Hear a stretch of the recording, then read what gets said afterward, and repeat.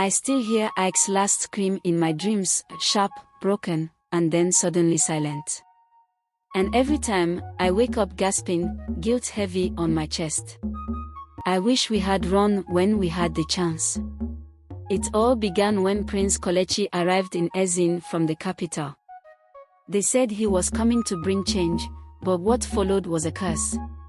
Kelechi was tall, handsome, with a charming smile that hid something cold and cruel. Everyone knew it, but no one dared speak. The first day I saw Ike, I knew he was different from the others. His soft brown eyes made me feel safe. We spent hours by the riverbank, laughing, sharing dreams, and promising to leave Ezine one day to build a life together. But that dream began to die the moment Kelechi noticed me. It happened at the festival. I had braided my hair with red beads Ike gave me.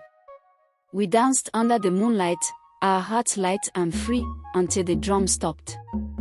The crowd fell silent as Kelechi walked toward us, his eyes fixed on me.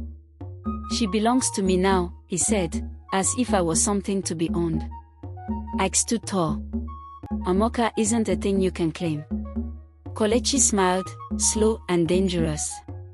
"You've got courage, but it won't help you." After that, everything changed. Kelechi made it his mission to ruin us. Soldiers followed Ike every time he visited me, and my father warned me to stay away, scared of what the prince might do. But love makes you stubborn.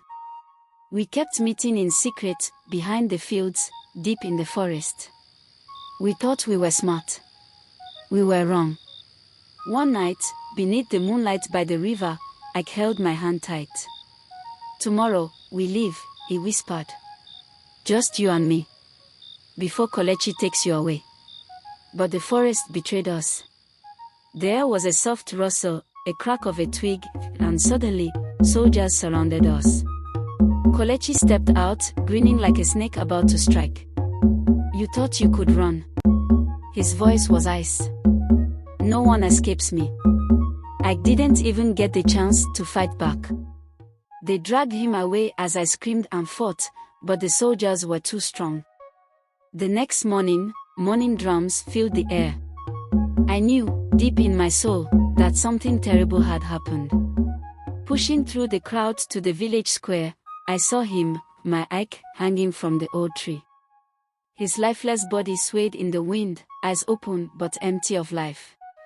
A message dangled from his neck, asterisk, "This is what happens to those who defy the prince." Asterisk. I collapsed, screaming his name, but only silence answered me. Days bled into weeks. The village grew quiet and cold. Kelechi would smirk whenever he saw me, as if daring me to speak out. He sent gifts to my family, gold, silk, promises of wealth, but I ignored them. I stayed in my room, clutching the red beads Ike gave me, wishing we had left sooner.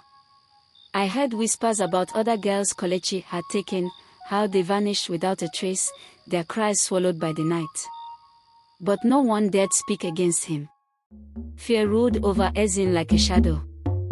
Then, one night, I saw something that made my heart stop. It was a full moon, and the village lay still.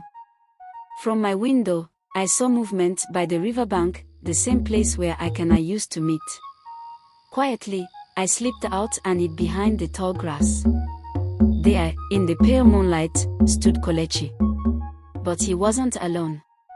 A figure stepped out from the shadows, tall, with soft brown eyes I knew too well. It was Ike. He wasn't the same. His skin was pale, his eyes empty, and his movements slow, like a puppet pulled by invisible strings. But he moved toward Kelechi with eerie determination. Kelechi's smile faltered for the first time. "Impossible," he whispered, stumbling back. Ike didn't speak. He just kept walking, step by step, until Kelechi backed into the river.